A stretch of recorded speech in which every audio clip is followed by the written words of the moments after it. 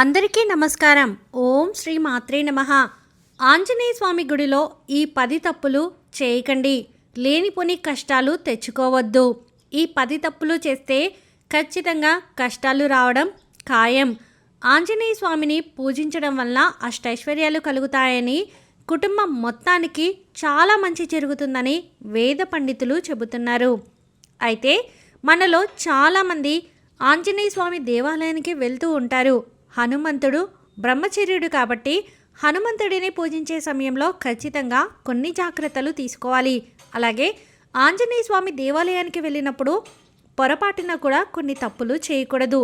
లేదంటే లేనిపోని కష్టాలు ఏర్పడతాయి. ఆంజనేయ స్వామి దేవాలయంలో ఎలాంటి తప్పులు చేయకూడదు, ఆంజనేయ స్వామిని ఏ విధంగా పూజిస్తే భోగభాగ్యాలు కలిసి వస్తాయో ఇప్పుడు వివరంగా తెలుసుకుందాం. అంతకన్నా ముందు ప్రతి ఒక్కరూ కూడా జై శ్రీరామ్ అని కామెంట్ చేయండి. అలాగే ఫస్ట్ టైం ఛానల్ని చూసిన వారైతే సబ్స్క్రైబ్ చేయడం అస్సలు మర్చిపోవద్దు. హనుమంతుడు అపార శక్తివంతుడు. ఆయన ఆశీర్వాదం మన కుటుంబంపై ఉంటే చాలు. మన కుటుంబం అంతా ఆయురారోగ్యాలతో సుఖ సంతోషాలతో జీవిస్తారు. ఎంతో పవిత్రమైన ఆంజనేయ స్వామి దేవాలయంలో పొరపాటున కూడా చేయకూడని తప్పుల గురించి ఇప్పుడు తెలుసుకుందాం. మనం ఏదైనా దేవాలయానికి వెళ్ళినప్పుడు దేవాలయం చుట్టూ 3 ప్రదక్షిణాలు చేసి గుడి లోపలికి వెళ్తాము. అయితే ఆంజనేయ స్వామి గుడికి వెళ్ళేవారు పొరపాటున కూడా 3 ప్రదక్షిణాలు చేయకూడదు. ఆంజనేయ స్వామి దేవాలయంలో ఖచ్చితంగా 5 ప్రదక్షిణాలు చేయాలి. అప్పుడు మాత్రమే స్వామివారి ఆశీర్వాదం సంపూర్ణంగా కలుగుతుంది. గుడి చుట్టూ ప్రదక్షిణాలు చేసేటప్పుడు శ్రీ హనుమాన్ జయ హనుమాన్ జయ జయ హనుమాన్ అనే మంత్రాన్ని మీ మనసులో స్మరిస్తూ ప్రదక్షిణాలు చేస్తే కోరిన కోరికలన్నీ ఖచ్చితంగా నెరవేరుతాయి. మనలో చాలామంది ఆంజనేయ స్వామి విగ్రహాన్ని చేతులతో ముట్టుకొని స్వామివారి పాదాలకు నమస్కారం చేసుకుంటాం. అయితే పొరపాటున కూడా ఇలా చేయకూడదు. మరీ ముఖ్యంగా పెళ్ళైన మహిళలు ఆంజనేయ స్వామి విగ్రహాన్ని అసలే ముట్టుకోకూడదని వేద పండితులు సూచిస్తున్నారు. హనుమంతుడు బ్రహ్మచర్యుడు కాబట్టి పెళ్ళైన స్త్రీలు ఎట్టి పరిస్థితుల్లోనూ ఆంజనేయ స్వామి విగ్రహాన్ని ముట్టుకోకూడదు. మీ మనసులో ఏదైనా కోరిక ఉంటే ఆ కోరిక త్వరలోనే నెరవేరాలంటే ఆంజనేయ స్వామికి 108 ప్రదక్షిణాలు చేయండి. ఎలాంటి కోరిక అయినా వెంటనే నెరవేరుతుంది. అయితే మన పురాణాల ప్రకారం భూత ప్రేత పిశాచాలను ఆంజనేయ స్వామి తన పాదాల కిందట అణిచివేస్తారట. కాబట్టి ఆంజనేయ స్వామి పాదాలను ముట్టుకోకూడదని పండితులు సూచిస్తున్నారు. విపరీతమైన డబ్బు సమస్యలతో బాధపడేవారు ప్రతి మంగళవారం నాడు ఓం హ్రాం హనుమతే నమః అనే మంత్రాన్ని 108 సార్లు కానీ 21 సార్లు కానీ చదవండి. ఈ శక్తివంతమైన మంత్రాన్ని చదివితే డబ్బు సమస్యలన్నీ వెంటనే తీరిపోతాయి. అలాగే వివాహ ప్రయత్నాలు చేసేవారు ప్రతి మంగళవారం నువ్వుల నూనెతో పిండి దీపాలు వెలిగించి ఆంజనేయ స్వామిని పూజించండి. వివాహం కాని వారికి త్వరగా వివాహం కుదురుతుంది.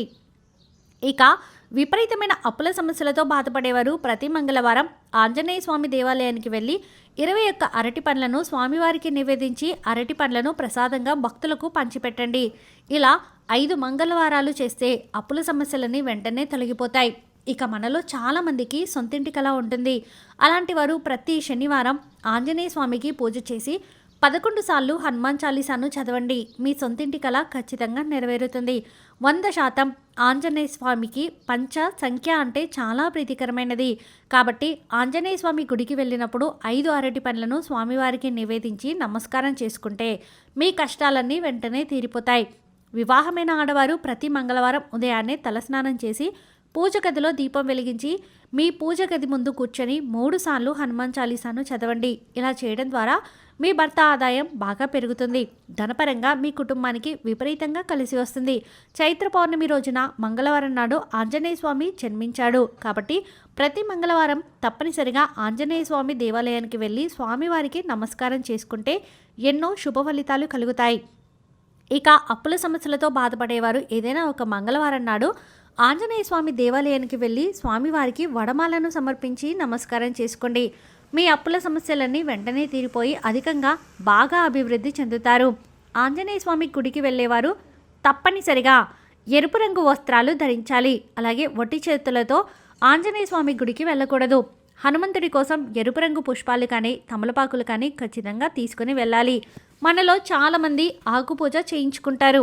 అలాంటి వారు అర్చన చేసేటప్పుడు మీ గోత్రం పేరు మాత్రమే కాకుండా మీ ఇంటి పేరు అలాగే మీ ఇంటి యజమాని నక్షత్రం కూడా చెప్పి ఆకుపూజ చేయించుకోండి. అప్పుడు మాత్రమే మీరు చేసే అర్చనలకు రెట్టింపు పుణ్య ఫలితం కలుగుతుంది. ఇక మనలో చాలామంది భక్తులు గుడి చుట్టూ ప్రదక్షిణాలు చేసేటప్పుడు గుడి వెనక భాగాన్ని చేతులతో ముట్టుకొని నమస్కారం చేసుకుంటారు. కానీ ఇలా అస్సలు చేయకూడదు. ఎందుకంటే ఆంజనేయ స్వామి దేవాలయం వెనుక భాగంలో రాక్షసులు నివసిస్తారట. ఎందుకంటే భూత ప్రేత పిశాచాలన్నిటినీ ఆంజనేయ స్వామి బంధిస్తాడు కాబట్టి గుడి వెనక భాగాన్ని మాత్రం పొరపాటున కూడా ముట్టుకోకూడదు. తమలపాకులు అంటే ఆంజనేయ స్వామికి చాలా ప్రీతికరమైనవి కాబట్టి తమలపాకుల మాలను ఆంజనేయ స్వామికి సమర్పిస్తే ఎంతటి కష్టమైనా వెంటనే తొలగిపోయి కోరిన కోరికలన్నీ నెరవేరుతాయి. అలాగే ప్రతి మంగళవారం నాడు మీ పూజ గదిలో ఉన్న ఆంజనేయ స్వామి పటం ముందు 11 తమలపాకులు పెట్టి పూజ చేసుకోండి. తద్వారా హనుమంతుడు ఎంతో సంతోషించి మీ ఇంటిపై కనకవర్షాన్ని కురిపిస్తాడు. ధనాన్ని ఆకర్షించడంలో తమలపాకులు బాగా పనిచేస్తాయి. కాబట్టి పూజించిన తమలపాకులను మీ బీరువాలో కానీ మీ పర్సులో కానీ పెట్టుకోండి. ఇక మీ ఇల్లంతా డబ్బుతో నిండిపోతుంది. ముఖ్యంగా ప్రతి మంగళవారం నాడు ఆంజనేయ స్వామిని పూజించి నువ్వుల నూనెతో దీపారాధన చేస్తే కుటుంబ సమస్యలన్నీ కూడా వెంటనే తీరిపోతాయి. అలాగే మానసిక ప్రశాంతత కలుగుతుంది. అఖండ ఐశ్వర్యాన్ని కోరుకునేవారు ప్రతి మంగళవారం లేదా ప్రతి శనివారం నాడు ఆంజనేయ స్వామికి తమలపాకుల మాలను సమర్పించి వెన్నను నివేదించండి. డబ్బు పరంగా బాగా కలిసి వచ్చి మీ కుటుంబం మొత్తానికి అఖండ ఐశ్వర్యం కలుగుతుంది. ఇక మనలో చాలామందికి ఎల్లప్పుడూ దురదృష్టం వెంటాడుతుంది. ఏ పని చేసినా కలిసి రాదు.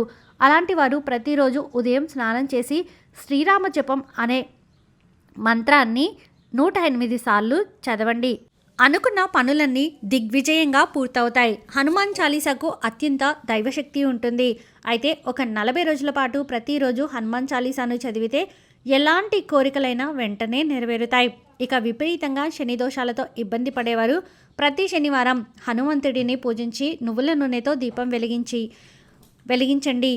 భయంకరమైన శని దోషాలన్నీ వెంటనే తొలగిపోతాయి. ఎక్కడైతే ఆంజనేయ స్వామి కొలువై ఉంటాడో అక్కడ శ్రీరామచంద్రులు కూడా కొలువై ఉంటారు. కాబట్టి హనుమంతుడిని పూజించడం ద్వారా మీ కుటుంబం మొత్తానికి అదృష్టం ఐశ్వర్యం కలిసి వస్తుంది.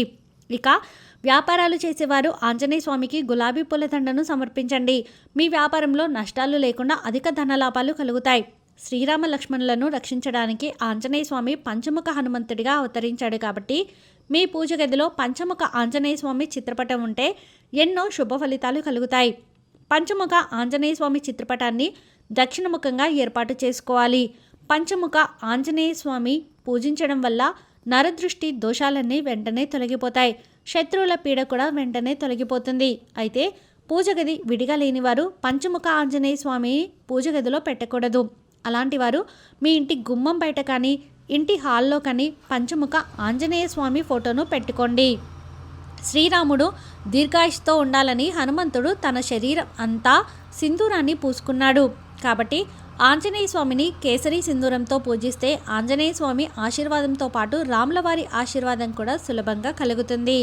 ప్రతి మంగళవారం ఉపవాసం ఉండి ఆంజనేయ స్వామిని పూజిస్తే అన్ని విధాలుగా బాగా కలిసి వస్తుంది.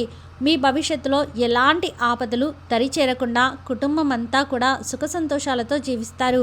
ఈ వీడియో మీకు నచ్చితే ప్లీజ్ లైక్ చేయండి. మరికొంతమందికి వీడియోని షేర్ చేయండి. ఫస్ట్ టైం ఛానల్ని చూస్తున్న వారు సబ్స్క్రైబ్ చేసుకుని పక్కనే ఉన్న బెల్ ఐకాన్ని క్లిక్ చేయండి. సర్వే జన సుఖినో భవంతు.